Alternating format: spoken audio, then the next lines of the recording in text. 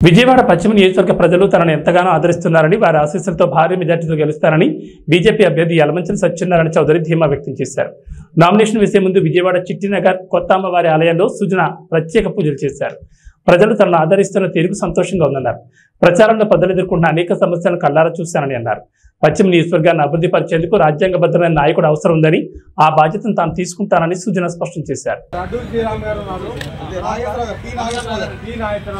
ఈరోజు ఏప్రిల్ 18, 2024 విజయవాడ పశ్చిమ నియోజకవర్గానికి ఎమ్మెల్యే అభ్యర్థిగా భారతీయ జనతా పార్టీ అభ్యర్థిగా తెలుగుదేశం పార్టీ మద్దతుతో నేను ఎమ్మెల్యే అభ్యర్థించడానికి నామినేషన్ ఫైల్ చేయడం జరిగింది.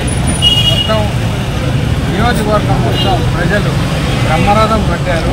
వాళ్ళ సంతోషం చూస్తూ ఉంటే నాకు నా బాధ్యత ఎంతో పెరిగిపోయిందనే ఉద్దేశంతో నేను ఫీల్ అవుతూ ఉన్నాను.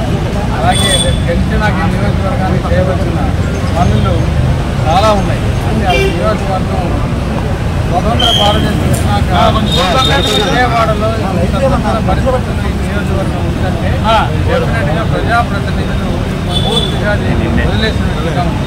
ప్రజల పాపం ఓటేసి గెలిపించారు, కానీ ఏ ఒక్క ప్రజాప్రతినిధి కూడా నియోజకవర్గ అభివృద్ధి కానీ సస్టైనబుల్ ఉత్పాదన కానీ వాళ్ళ స్థితిగతులు వాళ్ళ జీవన ప్రమాణాలు పెంచడానికి ఏమాత్రం పనిచేసినట్టుగా కనపడలేదు. కాబట్టి వాటన్నిటికీ కొండ ప్రాంతాలు కానీ కొండ కిందలు కానీ డ్రైనేజ్ కమ్యూనిటీ హాల్స్ మశాన వాటికలు కూడా అన్ని కమ్యూనిటీస్కి లేని పరిస్థితి.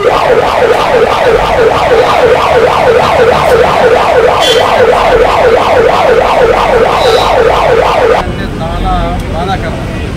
కాబట్టి డెఫినెట్గా ఈ ప్రజలందరికీ కూడా ఈ 5 సంవత్సరాలు నేను ఎమ్మెల్యేకి ఉన్నప్పుడే కాదు, నా జీవితాంతం రుణపడే విధంగా నేను పనిచేస్తానని చెప్పి మన మీడియా నేను మనకు. అలాగే ఈరోజు ప్రపోజ్ చేసిన వాళ్ళు